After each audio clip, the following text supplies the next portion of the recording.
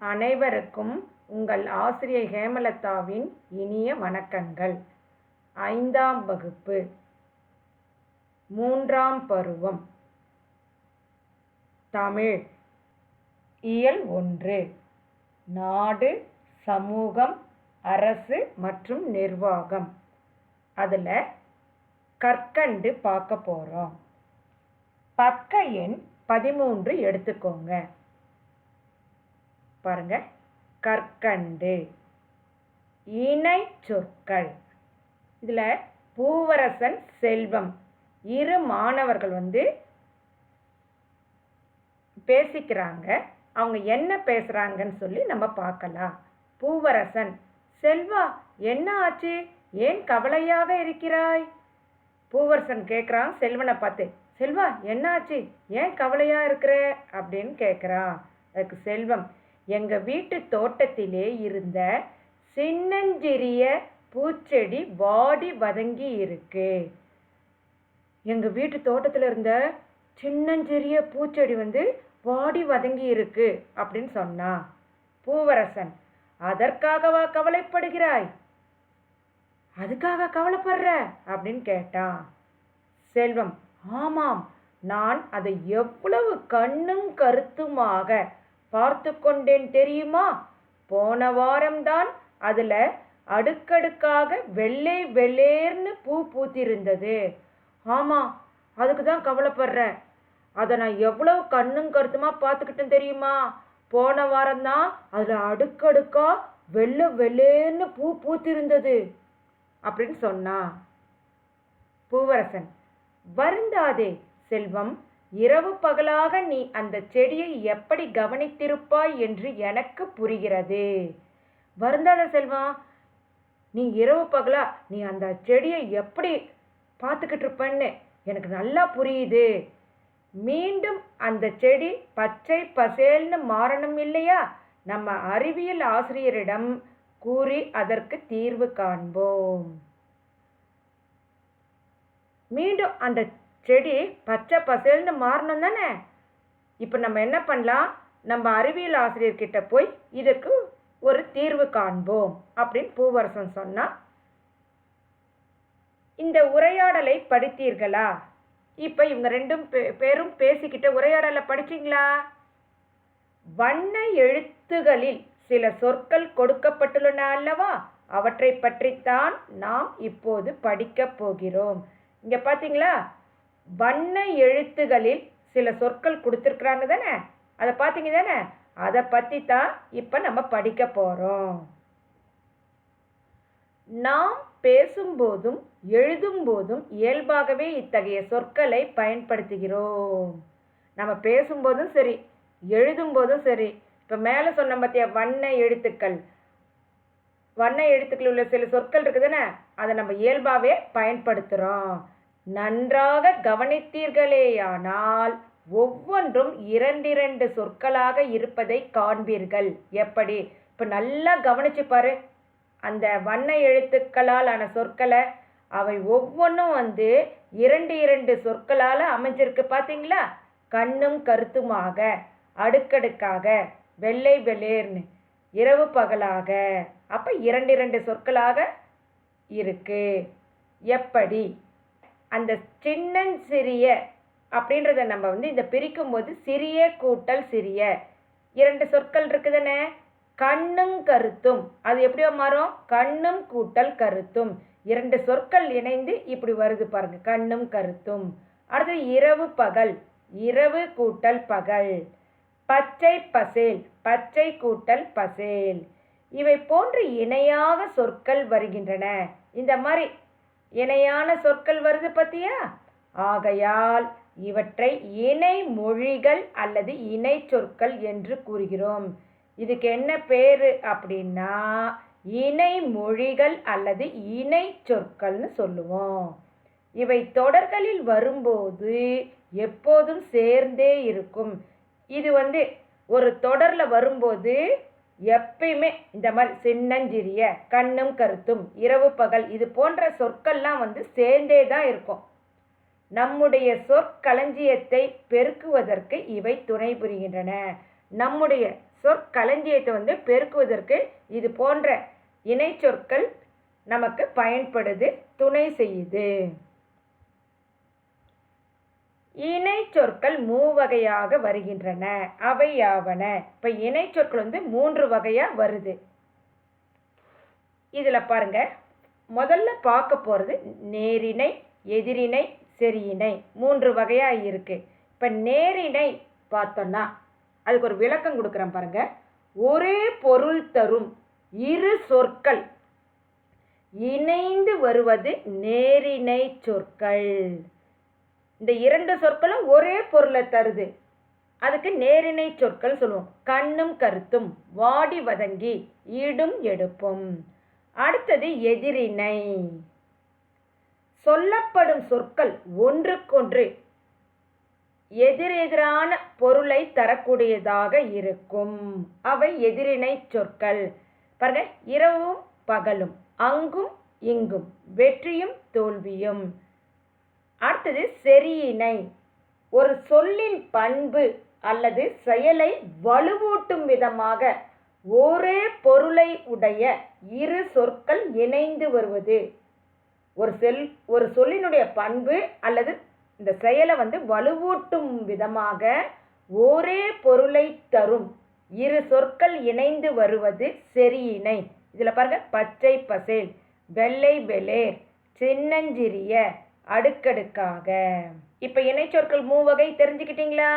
நம்ம மதிப்பீடு பார்க்க போகிறோம். படிப்போம், சிந்திப்போம், எழுதுவோம்.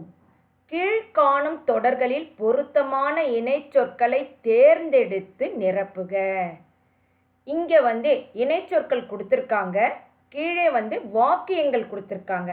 அதுக்கு பொருத்தமான இணைச்சொற்களை இங்கேருந்து தேர்ந்தெடுத்து இந்த கோட்டில் எழுதணும். கவனிச்சுக்கிட்டீங்களா?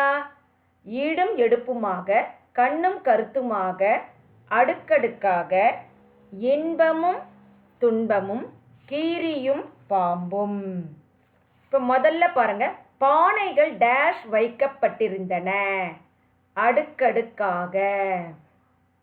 நேற்று வரை டேஷ் போல் இருந்தவர்கள் இன்று நட்புடன் பழகுகிறார்கள், கீரியும் பாம்பும்.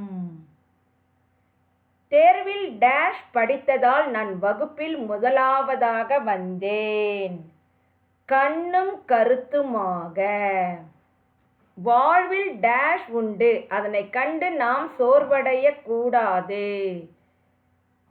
இன்பமும் துன்பமும். மன்ற விழாக்களில் எங்கள் ஆசிரியரின் பேச்சு டேஷ் இருக்கும், ஈடும் எடுப்புமாக.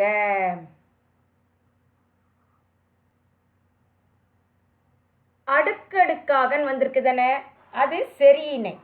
கவனிச்சுக்கோங்க. கீரியும் பாம்பும் அது எதிரிணை. கண்ணும் கருத்துமாக அது நேரிணை. இன்பமும் துன்பமும் எதிரிணை. ஈடும் எடுப்புமாக நேரிணை. அடுத்து பாருங்க, விடுபட்ட இடங்களில் உரிய எதிரிணை சொற்களை கண்டறிந்து எழுதுக. இங்க இன்பமும் கொடுத்துட்டாங்க, அன்றும் அங்கும் உயர்வும் விண்ணும். இதுக்கு எதிரிணை சொற்களை நம்ம கண்டறிஞ்சு எழுதணும். இப்போ எடுத்துக்காட்டு கொடுத்துருக்காங்க பாருங்க, இன்பமும். அப்போ அதுக்கு எதிரிணை என்ன சொல்லுவோம்? சொற்கள் சொல்லு. இன்பமும் இருக்கு, அதுக்கு எதிரிணை சொல் என்ன? இன்பமும் துன்பமும். அன்றும், அதுக்கு என்ன? அன்றும் இன்றும். அங்கும், அங்கும் இங்கும். உயர்வும், உயர்வும் தாழ்வும். விண்ணும், விண்ணும் மண்ணும். இதில் என்னன்னா, சொல்லப்படக்கூடிய சொற்கள் ஒன்றுக்கொன்று எதிரானவையாக இருக்கும். அதுதான் எதிரிணை சொற்கள். சொற்களை தொடரில் அமைத்து எழுதுக. நம்ம வாக்கியத்தில் அமைத்து எழுதுகன்னு சொல்லுவோம். அது இங்கே கொடுத்துருக்காங்க பாருங்க. சொற்களை படிக்கிறேன். பொருளுதவி, திறமைசாலி, நம்பிக்கை, ஆராய்ச்சி, வான்புகழ். இங்கே பாருங்க, பொருளுதவி. இந்த சொல் நீல கலரில் கொடுத்துருக்கேன் பாருங்க. அதெல்லாம் இங்கே இருக்கிற சொற்கள் தான் இங்கே கொடுத்துருக்கிறது. இப்போ வாக்கியத்தில் அமைத்து எழுதியிருக்கிறோம் பாருங்க. பாலன் மக்களுக்கு பொருளுதவி செய்தார். திறமைசாலி, அமுதா சதுரங்கம் விளையாடுவதில் திறமைசாலி ஆவாள். நம்பிக்கை, நாம் எந்த செயலையும் நம்பிக்கையுடன் செய்து முடிக்க வேண்டும். ஆராய்ச்சி, எதனையும் ஏன் எதற்கு என்று ஆராய்ச்சி செய்து கூறுவது அறிவியல். வான்புகழ், பாரதியார் வான்புகழ் கொண்ட கவிஞராக திகழ்ந்தார். இப்போ சொற்களை தொடரில் அமைத்து எழுதியிருக்கும் பார்த்துட்டிங்களா? 3. பொருத்தமான சொற்களை கொண்டு தொடரை முழுமையாக்குக. இங்கே தொடர் பாதியிலேயே இருக்கு. இங்கே மேலே சொன்ன சொற்களை வச்சு நம்ம முழுமைப்படுத்தணும். இங்கே படிக்கிறேன் பாருங்க. பாணர், ஊர் தலைவர், வல்வில் ஓரி, பூவண்ணன், பாலன். இங்கே பாருங்க. கொடைத்திறத்தில் சிறந்தவர், வல்வில் ஓரி. அதை எடுத்து இங்கே எழுதணும். மக்களுக்கு அறுசுவை விருந்தளித்தவர் யாரு? பாலன். அவர் தானே அறுசுவை விருந்து கொடுத்தாரு. அப்ப பாலன் 2. அதை எடுத்து இந்த இடத்துல எழுதணும். திறமைசாலிகளை தேர்ந்தெடுத்தவர் பூவண்ணன். அது 3. இங்க எடுத்து எழுதுங்க. இசை பாடல்களை பாடுபவர் பாணர் 4. அதை எடுத்து இந்த இடத்துல எழுதுங்க. மூதாட்டி போல் வேடமிட்டவர் ஊர் தலைவர் 5. அதை எடுத்து இந்த இடத்துல எழுதுங்க. ஒரு தடவை படிக்கிறேன், கவனிங்க. கொடைத்திறத்தில் சிறந்தவர் வல்வில் ஓரி. மக்களுக்கு அறுசுவை விருந்தளித்தவர் பாலன். திறமைசாலிகளை தேர்ந்தெடுத்தவர் பூவண்ணன். இசைப்பாடல்களை பாடுபவர் பாணர். மூதாட்டி போல் வேடமிட்டவர் ஊர் தலைவர். கவனிங்க.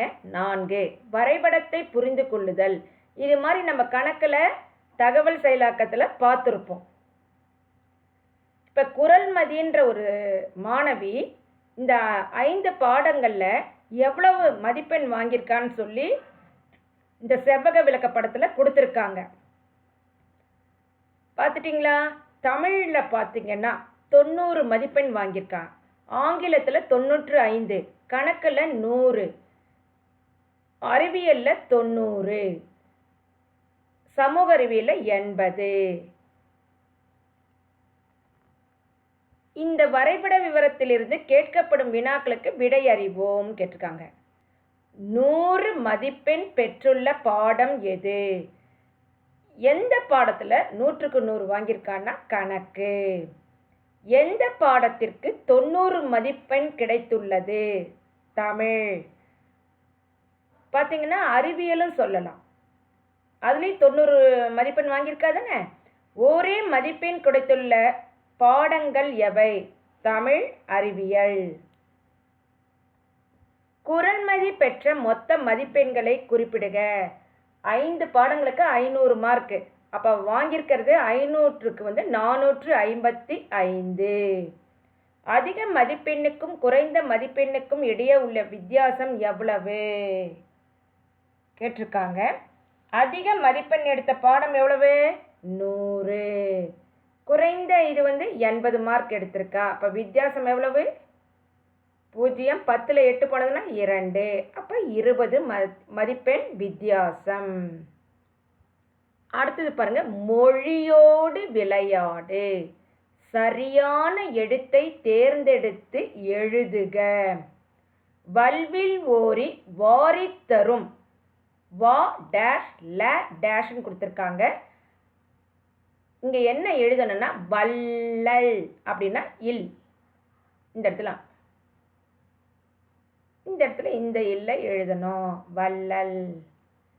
பாணரே வ டேஷ் மையை போக்குவது என் போ டேஷ் இப்பு.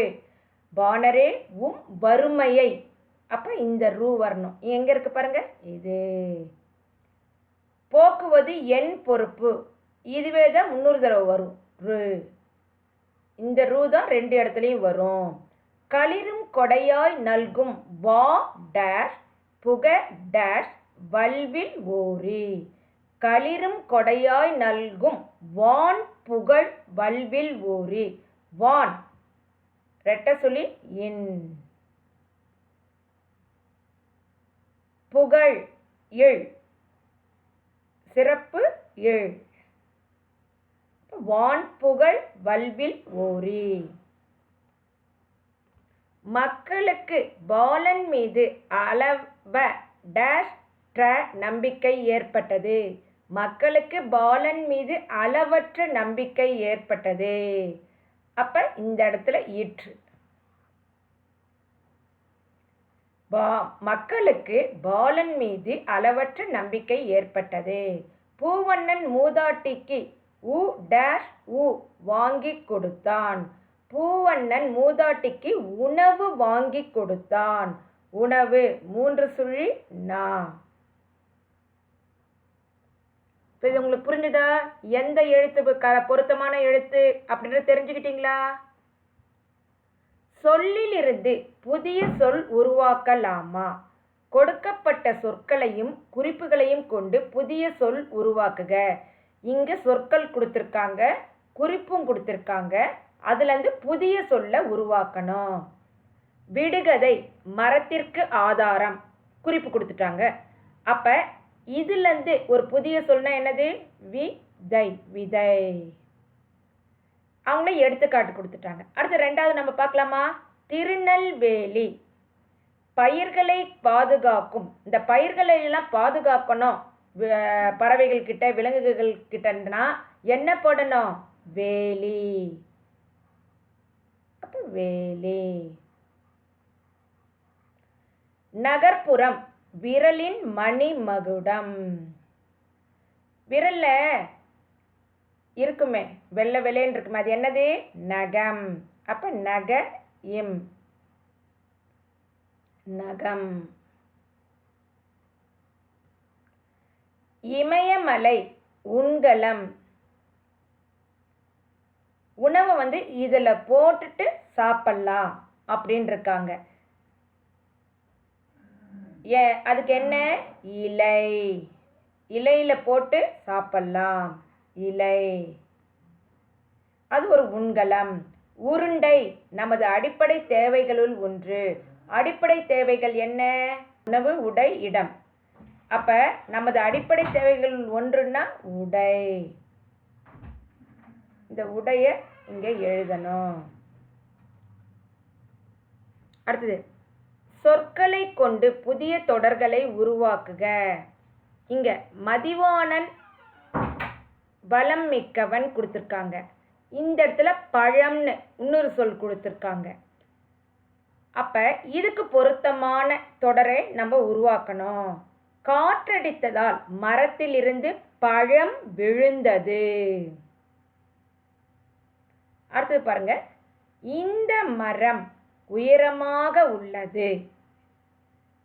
இது இங்க ஒரு மரம் கொடுத்துருக்காங்க. வீரபாண்டிய கட்டபொம்மன் மரம் மிகுந்தவன். மரம் அப்படின்னா இந்த மரம்ன்ற சொல்லுல 10 குணங்களை குறிக்கக்கூடியதா இருக்கும். ஆனா இதுல என்ன கொடுத்துருக்காங்கன்னா வீரபாண்டிய கட்டபொம்மன் மரம் மிகுந்தவன்னா, மரம்னா வீரம் மிக்கவன், அதுக்குதான் மரம்னு பொருள். 3 நிலா தன் கையில் வலை அணிந்திருந்தாள்.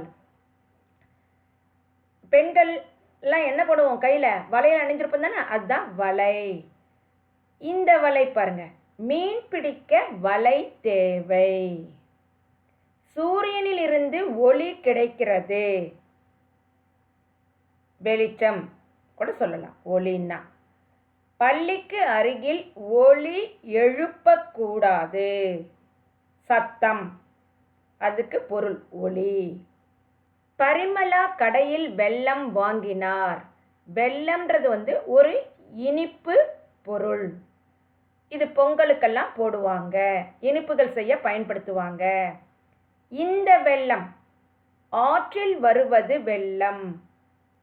மழை அதிகமா பெஞ்சதுன்னா ஆற்றுல நீர்ப்பெருக்கு அதிகமாகுதுன்னா அதை வெள்ளம் சொல்லுவோம். கீழ்காணும் குறுக்கெழுத்து புதிரில் உள்ள வினாக்களுக்கு சிந்தித்து சரியான விடையை கண்டுபிடிக்க. உங்களுக்கு குறுக்கெழுத்து புதிர்னா ரொம்ப பிடிக்கும். அந்த சிறுவர் மலர்லலாம் நிறைய இந்த மாதிரி குறுக்கெழுத்து புதிர்லாம் இருக்கு தானே. இடமிருந்து வலம், வலமிருந்து இடம், மேலிருந்து கீழ் அப்படிலாம் வரும் தானே. இங்கே இந்த கட்டங்களில் எழுத்துக்கள் கொடுத்துருக்காங்க.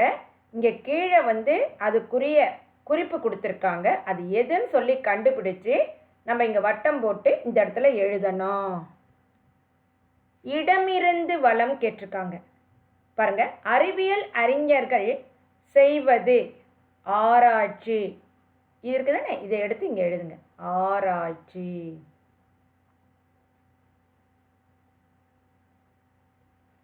இரக்கம் என்ற சொல்லை இப்படியும் கூறலாம். இங்க பாருங்க, பரிவு. அதை எடுத்து இங்க எழுதணும். இது இடமிருந்து வலம். அடுத்தது பாருங்க, வலமிருந்து இடம். வலமிருந்த இந்த இதுலேருந்து இப்படி சொல்ல அமைச்சு எழுதணும். உலகின் மற்றொரு பெயர் தரணி.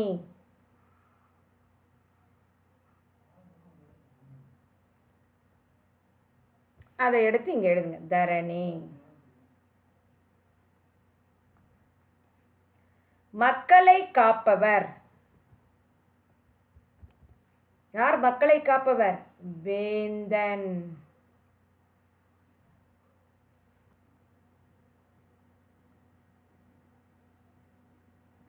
நவதானிய வகைகளுள் ஒன்று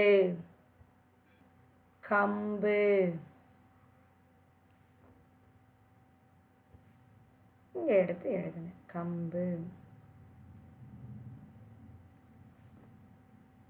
அடுத்தது பாருங்க, மேலிருந்து கீழ். மேலிருந்து கீழே இருக்கிற எழுத்தை கண்டுபிடிச்சு சொற்களை உருவாக்கணும். அரசரின் ஆலோசகர். இங்க இருக்கு பாருங்க, இங்க இருந்து பாருங்க, அமைச்சர்.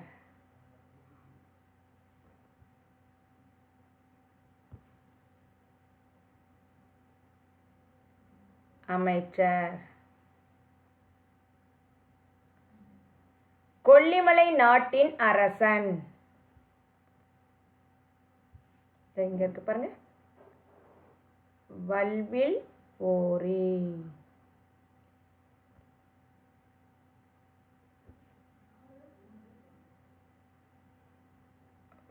வல்வில் ஓரி. அடுத்தது நம்ம பார்க்க போறது கீழிருந்து மேல். இது வந்திட பத்தும் பறக்கும். பசி. இது வந்திட பத்தும் பறக்கும்னா பசி. விரைந்து என்ற சொல்லின் எதிர்ச்சொல். விரைந்து என்ற சொல்லின் எதிர்ச்சொல் என்னன்னா மெதுவாக.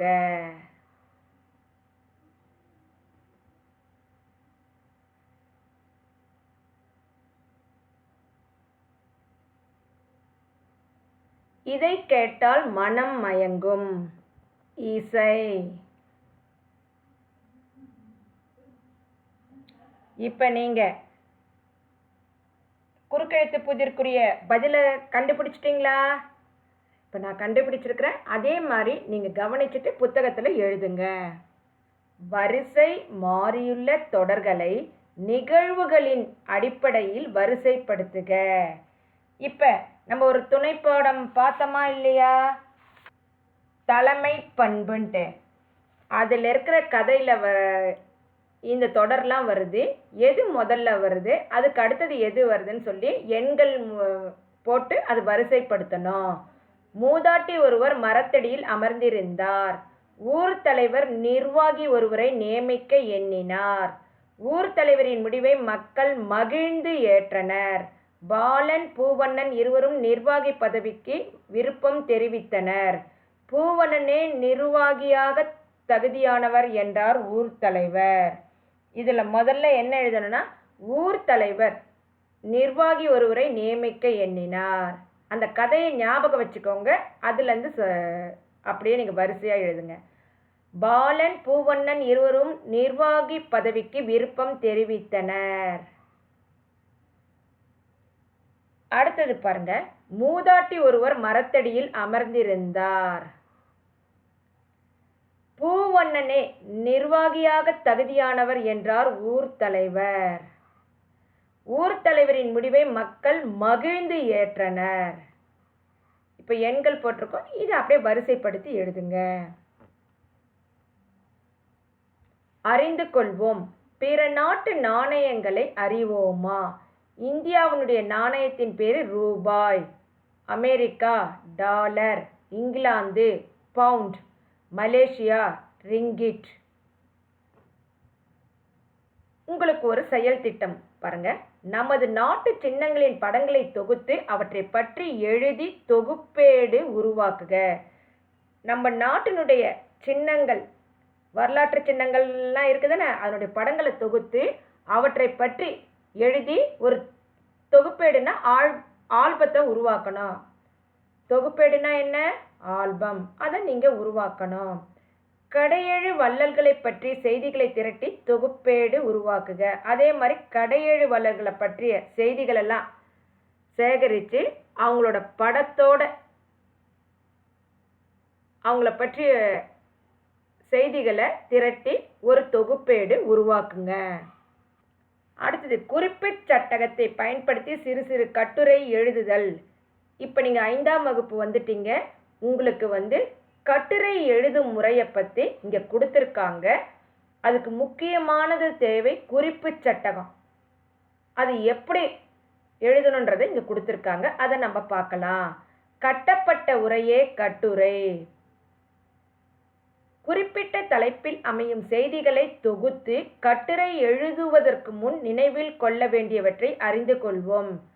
இப்போ ஒரு குறிப்பிட்ட தலைப்பை கொடுத்து ஒரு கட்டுரை எழுத சொல்கிறாங்கன்னா, இந்த குறிப்பிட்ட தலைப்பில் அமையும் செய்திகளை முதல்ல தொகுத்து அந்த கட்டுரை எழுதுறதுக்கு முன்னாடி எதெல்லாம் நினைவில் வச்சுக்கணும்னு சொல்லி கீழே கொடுத்துருக்காங்க. அதை நம்ம பார்க்கலாம். முதல்ல பார்த்தீங்கன்னா, கட்டுரை எழுதுவதற்குரிய தலைப்பு இருக்கணும். தலைப்பு சார்ந்த செய்திகளை திரட்டுதல். இப்போ ஒரு தலைப்பு கொடுத்துட்டாங்கன்னா அதை பற்றிய செய்திகளை திரட்டணும்.